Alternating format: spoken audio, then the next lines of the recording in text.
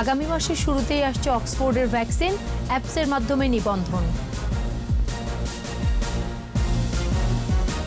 উন্নয়ন সহ্য করতে না পেরে ষড়যন্ত্রের অভিযোগ ওবায়দুল কাদেরের, রাজনীতিতে মেধাবীদের এগিয়ে আসার আহ্বান।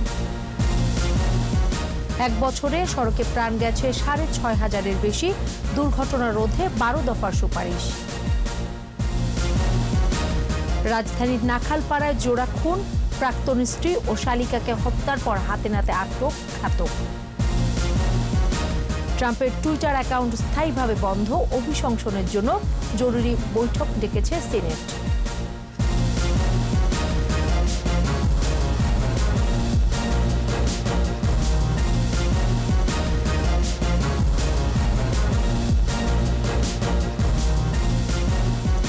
শুনছিলেন ফার্স্ট সিকিউরিটি ইসলামী ব্যাংক লিমিটেড সংবাদ শিরোনাম। আমন্ত্রণ রাত 11টার 21 সংবাদে, সাথে আছে আমি সোনিয়া স্নিগ্ধা।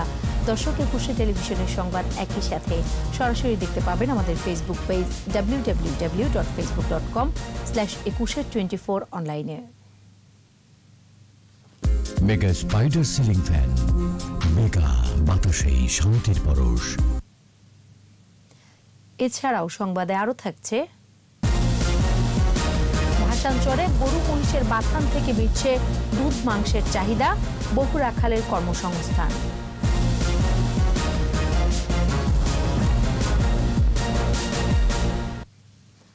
আগামী মাসের শুরুতেই বাংলাদেশ ভ্যাকসিন পেয়ে যাবে বলে জানালেন স্বাস্থ্যমন্ত্রী।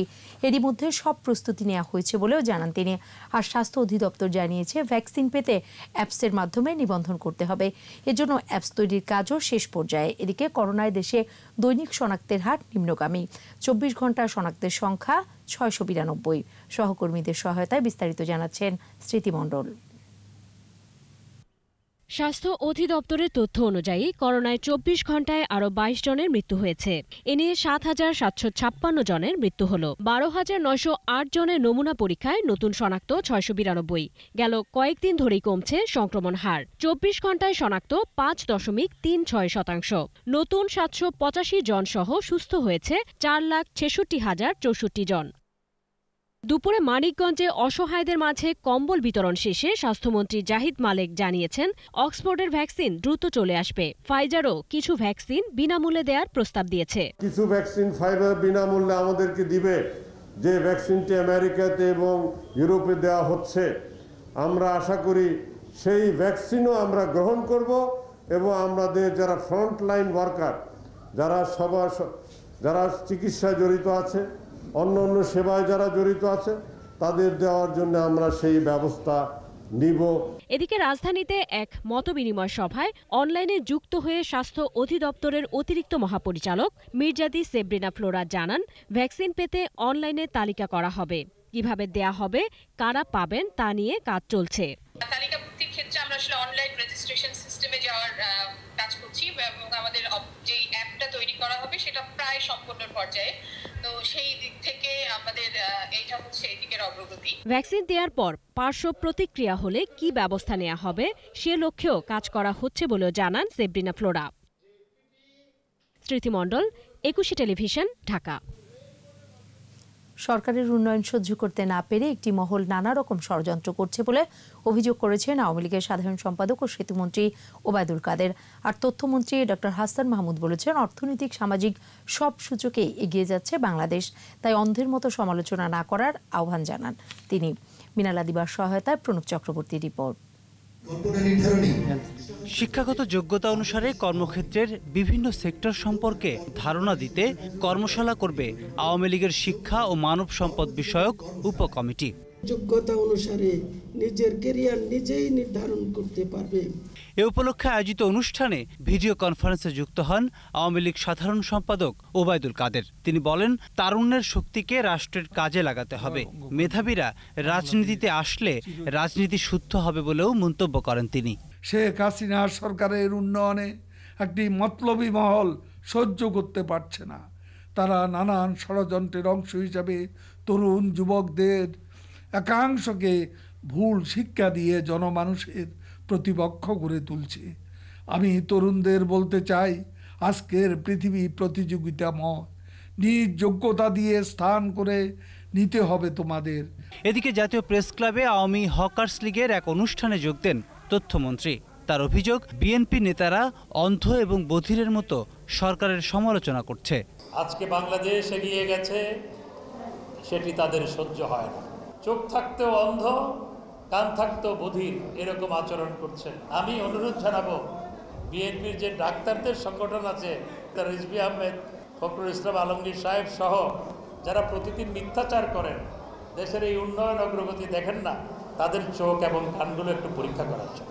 দুই মেয়রের সাথে আলোচনার মাধ্যমে রাজধানীর হকারদের সমস্যার সমাধান করার আশ্বাস দেন তথ্যমন্ত্রী। আপনাদের যে দাবি দাওয়াগুলো, সেগুলো নিয়ে কথা বলবো। প্রণব চক্রবর্তী, একুশে টেলিভিশন, ঢাকা। গত বছর সড়ক দুর্ঘটনায় প্রাণ গেছে ৬,৬৮৬ জনের, আহত হয় ৮,৬০০ জন। সকালে জাতীয় প্রেস ক্লাবের সামনে সংবাদ সম্মেলনে যাত্রী কল্যাণ সমিতির মহাসচিব মোজাম্মেল হক চৌধুরী এই তথ্য তুলে ধরেন। এ সময় তিনি দুর্ঘটনার ১৫টি কারণ এবং রোধে ১২ দফা সুপারিশ উত্থাপন করেন। মিনালা দিবার রিপোর্ট। সকালে জাতীয় প্রেস ক্লাবের সামনে বাংলাদেশ যাত্রী কল্যাণ সমিতির সংবাদ সম্মেলন। এ সময় সমিতির বার্ষিক দুর্ঘটনা পর্যবেক্ষণ প্রতিবেদন তুলে ধরা হয়। প্রতিবেদনে বলা হয়, গেল বছর দেশে ৪,৮৯১টি সড়ক দুর্ঘটনা হয়েছে। এসব দুর্ঘটনায় প্রাণ হারিয়েছেন ৬,৬৮৬ জন, আহত মানুষের সংখ্যা ৮,৬০০। দ্রুতগতির গাড়ির সাথে ছোট গাড়ির এছাড়া রেলপথে ৩২৩টি দুর্ঘটনায় ৩১৮ জন নিহত, ৭৯ জন আহত এবং নৌপথে ১৮৩ দুর্ঘটনায় ৩১৩ জন নিহত, ৩৪২ জন আহত হয়েছে বলে পর্যবেক্ষণ প্রতিবেদনে উল্লেখ করা হয়। ১-২% বাস। সড়ক দুর্ঘটনাগুলোতে ২,০৩৯ জন চালক, ১,০৯৪ পথচারী, ৭৫৭ জন পরিবহন শ্রমিক ও ২০০ জন আইন শৃঙ্খলা বাহিনীর সদস্য ও ২৯ সাংবাদিক নিহত হয়েছে বলে পর্যবেক্ষণে জানানো হয়। নিহতদের মধ্যে ৫৪১ শিশু ও ৯১৮ নারী। ২০ সালে এসব দুর্ঘটনায় ১৫৯৪ জন পথচারী, ৭৫৭ জন পরিবহন শ্রমিক, ৭০৬ জন ছাত্রছাত্রী, ২০০ জন আইনশৃঙ্খলা রক্ষাকারী বাহিনীর সদস্য সড়ক দুর্ঘটনার শিকার হয়েছে। দুর্ঘটনার কারণ হিসেবে বেপরোয়া গতি, সড়কের ত্রুটি, ফিটনেসবিহীন যান চলাচল অন্যতম চিহ্নিত করেছে যাত্রী কল্যাণ সমিতি। চালকের অদক্ষতা, চলন্ত অবস্থায় মোবাইল ও হেডফোনের ব্যবহার, মাদক সেবন করে যানবাহন চালানো, রয়্যাল ক্রসিং ও মহাসড়কে হঠাৎ ফিডার রোড থেকে যানবাহন উঠে আসা, রাস্তায় ফুটপাত না থাকা, ফুটপাত বেদখলে থাকা, ট্রাফিক আইনের দুর্বল প্রয়োগ। একই সাথে সড়ক নিরাপত্তায় বর্তমান সরকারের নির্বাচনী ইশতেহার বাস্তবায়ন, সড়ক পরিবহন আইনের কঠোর প্রয়োগ, অনিয়ম, দুর্নীতি ও চাঁদাবাজি বন্ধ করা সহ সুপারিশমালা উত্থাপন করে যাত্রী কল্যাণ সমিতি। মিনালা দিবা, একুশে টেলিভিশন, ঢাকা। রাজধানীর নাখালপাড়ায় প্রাক্তন স্ত্রী ও শালিকাকে হত্যা করেছে এক যুবক। খবর পেয়ে ঘটনাস্থলে গিয়ে মরদেহটি উদ্ধার করে পুলিশ। ঘাতক রনিকেও আটক করা হয়েছে। পুলিশ জানায় পারিবারিক কলহের জেরে এই হত্যাকাণ্ড। রাসেল খানের রিপোর্ট। রাজধানীর তেজগাঁওয়ের নাখালপাড়া এলাকায় ভাড়া থাকতেন রনি ও ইয়াসমিন দম্পতি। ৪ মাস আগে তাদের বিচ্ছেদ হয়। বিচ্ছেদকে কেন্দ্র করে ইয়াসমিন ও তার বোন শিমুর উপর ক্ষুব্ধ ছিল রনি। শনিবার দুপুর ১টার দিকে বাসায় এসে প্রথমে শ্বাসরোধ করে শালিকা শিমুকে হত্যা করে রনি। এর পরপরই সাবেক স্ত্রী ইয়াসমিনকে এলোপাতাড়ি কোপাতে থাকে। চিৎকার শুনে এলাকাবাসী রনিকে আটক করে। পরে তাকে পুলিশের হাতে তুলে দেয়া হয়। দরজা খুলছে, হয়তো ঘরের ভিতরেই ছিল শালিরে মাইরা। পরে দরজা খুলছে, পরে ও ঢুকছে, পরে দরজা লাগাই দিছে। লাগাই দিয়ে ওই আরে ধইরা মাইর শুরু করছে। আমার বাবা অনেক খারাপ ছিল। আমার বাবা শুধু জুয়া খেলতো। জুয়া খেলে আমার আম্মু জিনিসপাতি যা টাকা পাইতো সব আমার এই টাকা পয়সা জিনিসপাতি সব নিয়ে যেত, নিয়ে জুয়া খেলাইতো। পুলিশ জানায় পরিকল্পিতভাবে তাদের হত্যা করা হয়েছে। আমরা জানতে পারছি যে মৃত ইয়াসমিন রনির স্ত্রী, সে একটা গার্মেন্টসে চাকরি করে এবং শিমু রনির শালী। পারিবারিক কলহের কারণে ঘটনা ঘটছে বলে প্রাথমিকভাবে জানতে পারছি। বিস্তারিত জানার চেষ্টা করতেছি। ঘটনাস্থলে এসে আলামত সংগ্রহ করে সিআইডি। পরিবারের সদস্যরা জানান রনি মাদকাসক্ত ও জুয়া খেলত। ইয়াসমিন ও রনির 2টি কন্যা সন্তান রয়েছে। রাসেল খান, একুশে টেলিভিশন, ঢাকা। ভাসানচরের গরু মহিষের বাথান সারা দেশে দুধ ও মাংসের চাহিদা মেটাতে ভূমিকা রাখছে। আর বাথানি কাজ করে জীবিকা নির্বাহ করছে রাখালরা। বলছেন, রোহিঙ্গাদের কারণে তাদের জীবিকার পথ যেন বাধাগ্রস্ত না হয়। ভাসানচর নিয়ে স্মৃতিমণ্ডলের 6 পর্বের ধারাবাহিক প্রতিবেদনের শেষ পর্ব। ক্যামেরায় ছিলেন তপু শাহিন মিয়া। মা মহিষটির নাম গদিরাজ। ভাসানচরের বিস্তীর্ণ চারণভূমিতে এভাবেই মায়ের সাথে বাছুরগুলো ঘুরে বেড়াচ্ছে।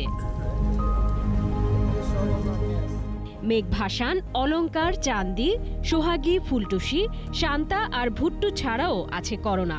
প্রতিটি মহিষেরই নাম আছে। রাখালদের মুখে নাম শুনলেই ছুটে আসে তারা। ফকির আহমদ এই বাথানে কাজ করছেন 9 বছর ধরে। 110টি মহিষ ও 50টি গরুর দেখভাল করেন 3 জন মিলে। মহিষের মায়া করতে করতে একটা দিল বসে গেছে। ওই বাচ্চাদের বাড়িতে 1 মাস পরে 2 মাস পরে এই বাড়িতে গেলে 4-5 দিন থাকি, হিরি আবার ওয়াপাসে রিটার্ন বসের কাছে চলে আসে। পরিবার থেকে দূরে বিচ্ছিন্ন এই চরেই রাখালরা কাটিয়ে দিচ্ছেন বছরের পর বছর। মহিষের জন্য ভালোবাসার সীমা নেই। পরম যত্নে লালন পালন করছেন গরু মহিষগুলোকে। এই মহিষে রাখি সর্বপ্রথম থেকে এইটা এই কর্মটাকে আমরা বিশেষ করে একত্রিতভাবে করে নিছি, সাধন করে নিছি। ভাসানচর যত খরচপাতি আছে সব কিছু আমাদের মালিকই বহন করবে। ওই মালিকগুলা বেতনগুলো আমাদেরকে প্রতি মাসের মাস সেপারেট দিয়ে দিব। ভাসানচরের 150 মালিকের বাথানে 8,000-এর মতো মহিষ, 3,000 গরু পালন করেন রাখালরা। বছরে বেতন 80,000 থেকে 1.5 লাখ টাকা। তাই দিয়ে চলে পরিবারের ভরণ পোষণ। চরের রোহিঙ্গা স্থানান্তর প্রক্রিয়ায় তাদের জীবিকা কি হুমকির মুখে পড়তে যাচ্ছে, এ নিয়েই তাদের দুশ্চিন্তা। এখানে বহুত লাঞ্ছিত হয়েছি। আগে জলদস্যুরা ছিল, হেদের হাতে মাইদের খেয়েছি। এখন রোহিঙ্গাদেরকে শ্বাস দিলে আমরা থাকতে দিতেন না এই জায়গাতে কোনো রকমে থাকে। আর কোথায় কোনো জায়গাত কোনো শহরে নেই। শ্বাসকুলিতে কেন মশে ফেলা অসম্ভব হয়েছে, তাহলে আমরা যাবো কোথায়? আমাদের যাওয়ার, আমাদের তো উপরে আমাদের বাবা মা চলে, যে আমাদের ফ্যামিলি চলে, এটার উপরে নিব। আমাদের কোনো পড়ালেখা নাই, আমরা এটার উপরে নিব। দেশের মাংস ও দুধের চাহিদা পূরণে ভূমিকা রাখছে ভাসানচরের বাথান। ভাসানচর বেড়িবাঁধের এই পাশেই মহিষের বাথান, যেখানে বর্তমানে 7 থেকে 8,000 মহিষের দেখভাল করেন রাখালরা। রোহিঙ্গাদের এই ভাসানচরে স্থানান্তরের পর তাদের মধ্যে তৈরি হয়েছে একটি সংশয়। কারণ তারা লোকমুখে শুনছেন যে এই বাথানেই, এই যে জায়গাটি, সেখানেই হয়তো চাষবাসের জন্য রোহিঙ্গাদের দেয়া হতে পারে। তাতে করে তাদের জীবিকা হুমকির মুখে পড়তে পারে। দীর্ঘ বছর ধরে যারা এই বাথানে কাজ করছেন তাদের একটাই দাবি, অন্তত জীবিকার পথ থেকে যাতে তাদের সরে যেতে না হয়। স্মৃতিমণ্ডল, 21 টেলিভিশন, ভাসানচর। যুক্তরাষ্ট্র সহ পশ্চিমা দেশের দূতাবাসগুলোকে কুটিল বিবৃতির বিষয়ে সতর্ক করলেন প্রধানমন্ত্রীর প্রযুক্তি বিষয়ক উপদেষ্টা সজীব ওয়াজেদ জয়। সামাজিক যোগাযোগ মাধ্যম ফেসবুকে দেয়া পোস্টে তিনি বলেন, বাংলাদেশ বাক স্বাধীনতায় বিশ্বাসী, তা খর্ব না করারও আহ্বান জানান তিনি। একই সঙ্গে গুজব ছড়িয়ে অন্যের ক্ষতি না করারও তাগিদ দেন জয়। টুইটারে মার্কিন প্রেসিডেন্ট ট্রাম্পকে স্থায়ীভাবে নিষিদ্ধ করার কথা উল্লেখ করে অন্য দেশগুলোকে এ ব্যাপারে সতর্ক থাকার পরামর্শ দেন তিনি। আগামীতে বাংলাদেশের বাক স্বাধীনতা নিয়ে বিদেশি দূতাবাসগুলোর কাছ থেকে কোনো কুটিল বক্তব্য শুনতে চায় না বলেও জানান সজীব ওয়াজেদ জয়। নিচ্ছে প্রিমিয়ার ব্যাংক লিমিটেড সংবাদ বিরতি। নো মাস্ক নো সার্ভিস বিধি মেনে চলুন, সুস্থ থাকুন। যখন ফিরছি তখন অন্যান্য খবরের সঙ্গে আরও থাকবে, কোনোভাবেই দখলমুক্ত করা যাচ্ছে না রাজধানীর ফুটপাত, উচ্ছেদের কয়েকদিনের মধ্যেই বসছে দোকানপাট। ব্রিটিশ বিরোধী আন্দোলনে স্মৃতি বিজড়িত বাড়ি ভাঙার উপর আদালতের নিষেধাজ্ঞা, রক্ষায় রাষ্ট্রীয় উদ্যোগের আহ্বান। আবারও আমন্ত্রণ রাত 11টার 21 সংবাদে। বঙ্গবন্ধু তার 3.5 বছরের শাসনামলে যে ভিত্তি বাংলাদেশে দিয়ে গেছে তার উপর ভর করে 71-এর পরাজিত শক্তিকে আবারও পরাজিত করা হবে। জাতীয় প্রেস ক্লাবের সচেতন নাগরিক কমিটি সনাক আয়োজিত বঙ্গবন্ধুর স্বদেশ প্রত্যাবর্তন দিবসের আলোচনায় এমন প্রত্যয় জানান সাবেক শিল্পমন্ত্রী ও বর্ষিয়ান আওয়ামী লীগ নেতা আমির হোসেন আমু। এ সময় 14 দলের অন্যতম শরিক জাসদের সভাপতি হাসানুল হক ইনু বলেন, 71-এর পরাজিত শক্তি বারবার পরাজিত হয়ে গর্তে লুকালেও বিলুপ্ত হয়ে যায়নি। আগামীর বাংলাদেশকে নিরাপদ করতে প্রধানমন্ত্রী শেখ হাসিনার নেতৃত্বে তাদেরকে সমূলে উৎপাটন করতে হবে। এই তেতুল হুজুরদের, এই ভাস্কর্য বিরুদ্ধে এবং তাদের পৃষ্ঠপোষক বিএনপি জামাত চক্রদের গর্তে লুকাক আর যেখানে লুকাক কোনটা হলেও তাদের আন্ডা বাচ্চা শুদ্ধ ধ্বংস করা ছাড়া বাংলাদেশ নিরাপদ হবে না। এই দেশকে সাম্প্রদায়িক সৃষ্টি করা হয়েছে, তারপরে কিন্তু তারা আমাদেরকে সে জায়গায় নিয়ে যেতে পারেনি। এটা পুলিশ যেহেতু 3.5 বছর কিছু দিক নির্দেশনা দিয়ে দিতে পেরেছিল, 3.5 বছর কিন্তু কিছু ভিত্তি করে দিয়ে দিতে পেরেছিল, তাই কিন্তু আমরা এখনো টিকে আছি এবং টিকে থাকবো ইনশাল্লাহ। চতুর্থ ধাপের পৌরসভা নির্বাচন সামনে রেখে বাংলাদেশ আওয়ামী লীগের দলীয় মনোনয়ন ফর্ম বিক্রি ও জমা দেওয়ার কার্যক্রম চলছে। ধানমন্ডিতে আওয়ামী লীগ সভাপতি শেখ হাসিনা রাজনৈতিক কার্যালয় থেকে ফর্ম সংগ্রহ করছেন আগ্রহী প্রার্থীরা। মনোনয়ন পেলে জয়ের ব্যাপারে আশাবাদী সবাই। নির্বাচন কমিশনের তফসিল অনুযায়ী এবারের 56টি পৌরসভায় ভোট হবে 14 ফেব্রুয়ারি। এর মধ্যে 31টিতে ইভিএমে এবং 25টিতে ব্যালটে ভোট গ্রহণ করা হবে। মেয়র পদে নৌকার মনোনয়ন প্রত্যাশীরা 11 জানুয়ারি পর্যন্ত ফর্ম সংগ্রহ ও জমা দিতে পারবেন। পরে স্থানীয় সরকার মনোনয়ন বোর্ডের সভায় চূড়ান্ত হবে কারা পাচ্ছেন পৌর নির্বাচনের টিকিট।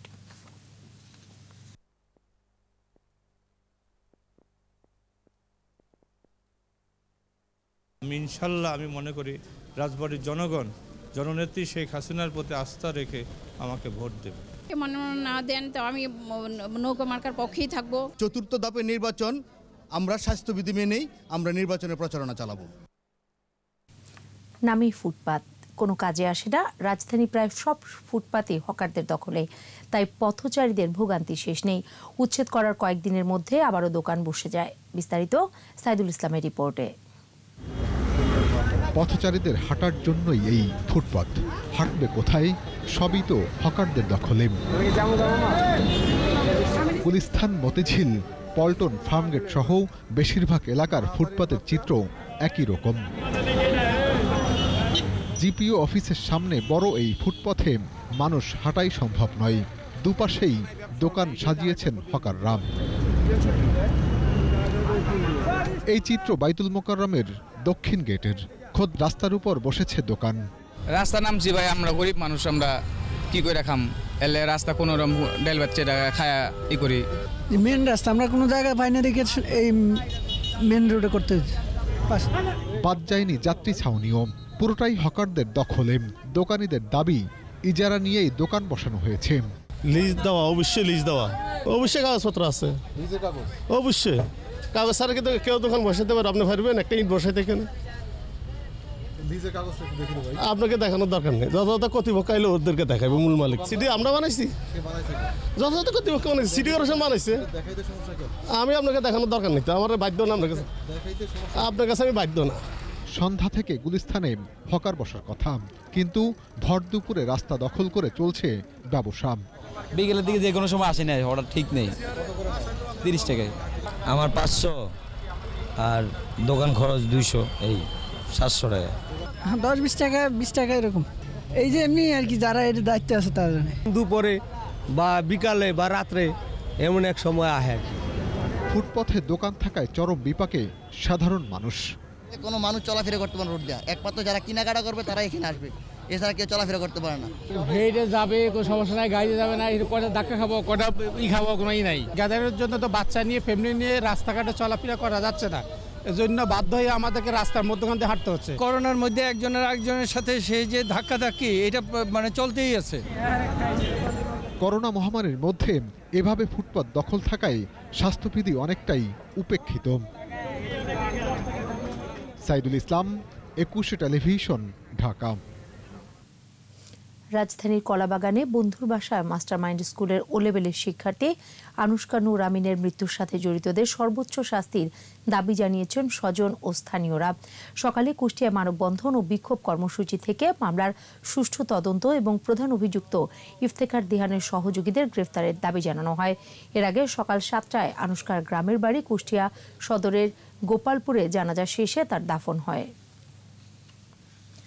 চট্টগ্রামে ব্রিটিশ বিরোধী আন্দোলনের অন্যতম পুরোধা যতীন্দ্রমোহন সেনগুপ্তের স্মৃতি বিজড়িত বাড়ি ভাঙার উপর নিষেধাজ্ঞা দেওয়ার পাশাপাশি 20 দিনের মধ্যে কারণ দর্শানোর আদেশ দিয়েছেন আদালত। এদিকে ভবনটির একাংশ ভাঙার পর থেকে প্রতিবাদ জানাচ্ছেন সর্বস্তরের মানুষ, আর বাড়িটি রক্ষায় রাষ্ট্রীয় উদ্যোগের আহ্বান জানিয়েছেন বিশিষ্ট নাগরিকরা। ইফরাজ নূরের ক্যামেরায় রিপোর্ট করছেন শিউলি শবনম। 2018 সালের 9 জুলাই সংস্কৃতি মন্ত্রণালয়ের এক বৈঠকে মাস্টারদা সূর্য সেন সহ ব্রিটিশ বিরোধী আন্দোলনের বিপ্লবীদের স্মৃতি রক্ষায় জাদুঘর প্রতিষ্ঠার প্রকল্প প্রস্তাব গৃহীত হয়। চট্টগ্রামের বিশিষ্ট নাগরিকরা মনে করেন সংবিধানের 24 অনুচ্ছেদ অনুযায়ী যতীন্দ্রমোহন সেনের ঐতিহাসিক বাড়ি রক্ষার মধ্য দিয়ে এই সিদ্ধান্ত বাস্তবায়ন করা যেতে পারে। গত 4 জানুয়ারি ঐতিহাসিক এই বাড়ির একাংশ ভেঙে ফেলার পর প্রতিবাদে ফুঁসে ওঠে চট্টগ্রামের জনগণ। সামাজিক, সাংস্কৃতিক ও রাজনৈতিক সংগঠন সহ সচেতন নাগরিকরা মানববন্ধন ও বিক্ষোভ সমাবেশ করে। শনিবার সকালে নগরীর রহমতগঞ্জে অবস্থিত ভবনটির সামনে প্রতিবাদ কর্মসূচি পালন করে বাংলাদেশ হিন্দু বৌদ্ধ খ্রিস্টান ঐক্য পরিষদ, আওয়ামী লীগ জাতীয় পার্টি সহ রাজনৈতিক নেতারা সংহতি জানান। চট্টগ্রামের অনেক ইতিহাস রয়ে গেছে, চট্টগ্রামে বাংলাদেশের মুক্তিযুদ্ধের অনেক সাক্ষ্য রয়ে গেছে, এগুলোকে সংরক্ষণ করতে হবে। এ সময় ব্রিটিশ বিরোধী আন্দোলনের স্মৃতিবিজড়িত স্থাপনা ভাঙায় জড়িতদের আইনের আওতায় আনার দাবি জানান বক্তারা। এটা অর্পিত সম্পত্তির তালিকায় আছে, এটাকে সংরক্ষণ করতে হবে। নতুন প্রজন্মের কাছে সংগ্রামের ইতিহাস তুলে ধরতে বাড়িটি রাষ্ট্রীয়ভাবে সংরক্ষণের আহ্বান জানান বিশিষ্ট নাগরিকরা। সরকারি জমিতে সরকার যদি জাদুঘর প্রতিষ্ঠার তাদের যে সরকারি সিদ্ধান্ত, এটা বাস্তবায়নের ক্ষেত্রে একটি ইতিবাচক পদক্ষেপ গ্রহণ করতে পারে। যতীন্দ্রমোহন সেনগুপ্তের বাড়িকে জাদুঘর করার পদক্ষেপ নিতে প্রধানমন্ত্রীর দপ্তরে সিটি কর্পোরেশনের পক্ষ থেকে চিঠি দেওয়া হয়েছে জানান প্রশাসক। শত্রু সম্পত্তি বা পরবর্তী অর্পিত সম্পত্তি, সুতরাং এগুলা বেচা বিক্রি করার কারো অধিকার নেই, এগুলোর কাস্টোডিয়ান হতে স্টেট, রাষ্ট্র। সংগ্রামের গৌরবময় ইতিহাসের স্মারক এই বাড়ি রক্ষার আহ্বান সচেতন নাগরিকদের। সর্বাগ্রে থাকবে বাঙালি জাতীয় চেতনা, সেই চেতনায় উদ্বুদ্ধ হতে পারলেই এই স্থাপনাগুলো বা মুক্তিযুদ্ধের স্মৃতিগুলো আমরা ধরে রাখতে পারবো। শিউলি শবনম, একুশে টেলিভিশন, চট্টগ্রাম। চট্টগ্রাম মহানগরে ভবন নির্মাণে মানা হচ্ছে না ইমারত নির্মাণ আইন, এতে নগরীতে বাড়ছে ঝুঁকিপূর্ণ ভবনের সংখ্যা। এ নিয়ে নগরবাসীর অভিযোগ থাকলেও লোকবলের অভাবে সঠিক তদারকি সম্ভব হচ্ছে না বলে জানায় চট্টগ্রাম উন্নয়ন কর্তৃপক্ষ। চট্টগ্রাম থেকে বিপ্লব মজুমদারের ক্যামেরায় ইকরামুল হকের রিপোর্ট, জানাচ্ছেন সমর ইসলাম। ভূমি মালিকের সঙ্গে চুক্তির পর বিভিন্ন ডেভেলপার কোম্পানি অনুমোদনের বাইরে ভবন নির্মাণ করছে চট্টগ্রাম মহানগরে। ডেভেলপার কোম্পানি বিধি ভঙ্গ করে ভবন নির্মাণ করায় আগ্রাবাদের একজন ভূমি মালিক চট্টগ্রাম উন্নয়ন কর্তৃপক্ষ সিডিএর কাছে লিখিত অভিযোগ করেন। পাল্টা অভিযোগ করে ডেভেলপার কোম্পানি। ফলাফল, উভয় পক্ষকে কিছুদিন কারাবাস করতে হয়। এইভাবে করে যদি সে পার পেয়ে যায়, আইনগত শক্ত পদক্ষেপ সরকারি ভূমিকা যদি না নেয়, তাহলে এটা মানুষ নিরুৎসাহিত হবে, তখন মানুষ অন্যায়ের পর অন্যায় করতে থাকবে। এটি চট্টগ্রাম মহানগরের অনেক ঘটনার উদাহরণ মাত্র।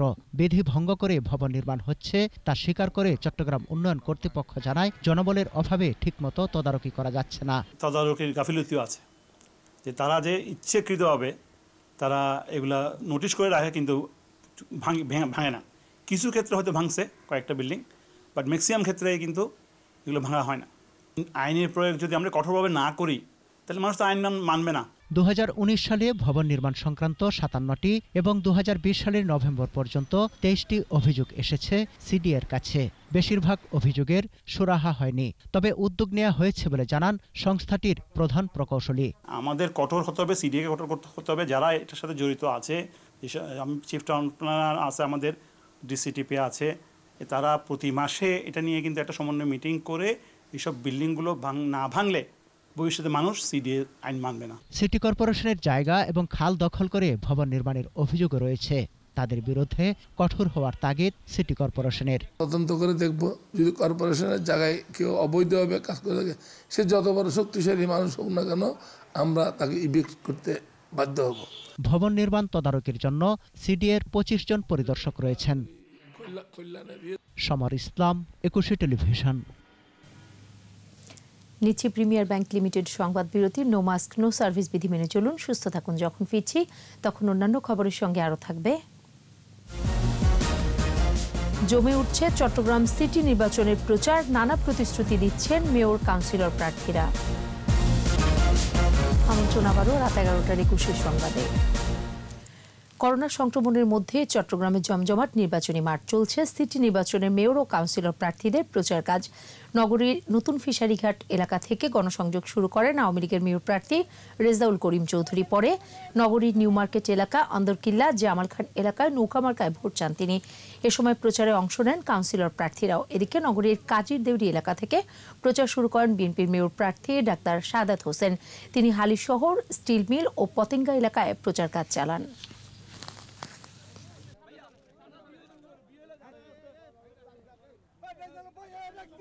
একটি উৎসব মুখর পরিবেশে, সুন্দর পরিবেশে এই নির্বাচন, সিটি কর্পোরেশন নির্বাচন চট্টগ্রামের অনুষ্ঠিত হবে। 10 লক্ষ ভোটার আছে, নারী মহিলা এবং ইয়াং জেনারেশনের ভোট আছে। তাদেরকে যদি ভোট সেন্টারে আগ্রহ করতে হয়, আমরাও তাদেরকে উদ্বুদ্ধ করছি। পাশাপাশি সরকার এবং ইসির একটা ভালো ভূমিকা থাকা উচিত বলে আমি মনে করি। আগামী 26শে মার্চ মুক্তিযোদ্ধাদের চূড়ান্ত তালিকা প্রকাশ করা হবে বলে জানিয়েছেন মুক্তিযুদ্ধ বিষয়ক মন্ত্রী আকমা মোজাম্মেল হক এমপি। বিকেলে সিটি কর্পোরেশনের কড্ডা এলাকায় নতুন স্কুল ভবন নির্মাণ ও হস্তান্তর অনুষ্ঠানে সাংবাদিকদের সাথে কথা বলেন। মন্ত্রী বলেন, ফেব্রুয়ারি মাসের প্রথম সপ্তাহে মুক্তিযোদ্ধাদের তালিকা প্রকাশ করা হবে। আপত্তি গ্রহণের জন্য সময় দেওয়া হবে 30 দিনের। পর 28 ফেব্রুয়ারির মধ্যে খসড়া তালিকা প্রকাশ করা হবে। কারো ব্যাপারে যদি তদন্তাধীন থাকে, সেই তদন্ত নিষ্পত্তির পর তারা সংযুক্ত হবেন বলেও জানান তিনি।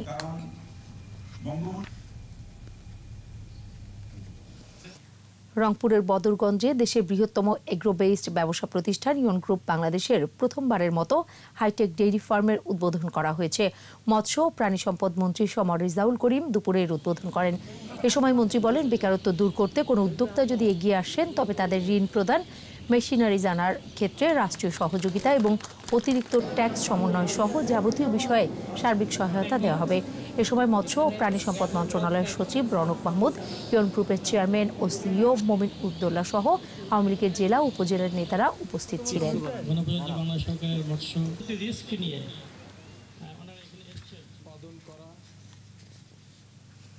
এবারে সোশ্যাল ইসলামী ব্যাংক লিমিটেড বাণিজ্য সংবাদ।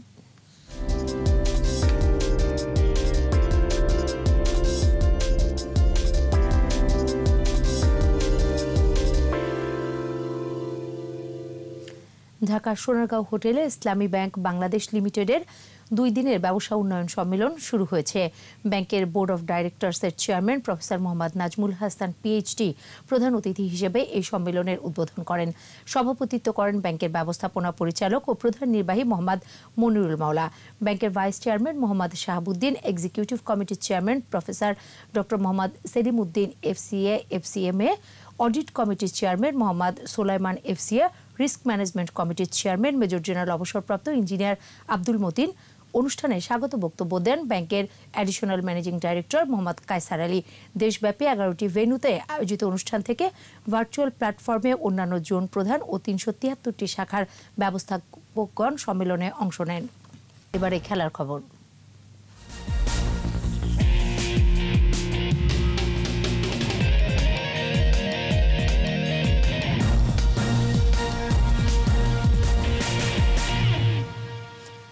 জাতির পিতা বঙ্গবন্ধু শেখ মুজিবুর রহমানের জন্ম শতবর্ষ উপলক্ষে ঢাকায় শুরু হয়েছে আন্তর্জাতিক রেটিং দাবা প্রতিযোগিতা। বাংলাদেশ দাবা ফেডারেশন আয়োজিত প্রতিযোগিতার উদ্বোধন করেন ঢাকা মেট্রোপলিটন পুলিশের কমিশনার শফিকুল ইসলাম বিপিএম। দাবা ফেডারেশনের সহসভাপতি ও টুর্নামেন্ট কমিটির চেয়ারম্যান কে এম শহীদুল্লাহ সভাপতিত্বে অনুষ্ঠানে বিশেষ অতিথি ছিলেন ফেডারেশনের সাধারণ সম্পাদক সৈয়দ শাহাবুদ্দিন শামীম সহ অন্যরা। দাবার উন্নয়নে নিয়মিত এমন প্রতিযোগিতা আয়োজন করা হবে বলে জানান আয়োজকরা। 8 দিনের এই আসরে অংশ নিচ্ছেন 42 জন প্রতিযোগী।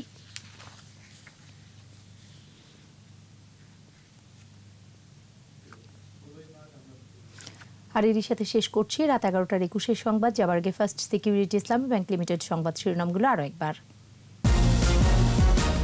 আগামী মাসের শুরুতেই আসছে অক্সফোর্ডের ভ্যাকসিন, অ্যাপসের মাধ্যমে নিবন্ধন। উন্নয়ন সহ্য করতে না পেরে ষড়যন্ত্রের অভিযোগ ওবায়দুল কাদেরের, রাজনীতিতে মেধাবীদের এগিয়ে আসার আহ্বান। 1 বছরে সড়কে প্রাণ গেছে 6,500-এর বেশি, দুর্ঘটনা রোধে 12 দফা সুপারিশ। রাজধানীর নাখালপাড়ায় জোড়া খুন, প্রাক্তন স্ত্রী ও শালিকাকে হত্যার পর হাতে নাতে আটক ঘাতক। ট্রাম্পের টুইটার অ্যাকাউন্ট স্থায়ীভাবে বন্ধ, অভিশংসনের জন্য জরুরি বৈঠক ডেকেছে সিনেট।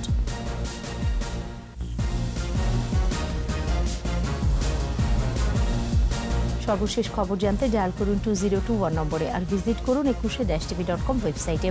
এছাড়া ফেসবুকে লগ অন করতে পারেন facebook.com/ekushe24 অনলাইনে। পরের সংবাদ রাত 1টায় দেখার আমন্ত্রণ রইল। স্বাস্থ্যবিধি মেনে চলুন, সুস্থ থাকুন।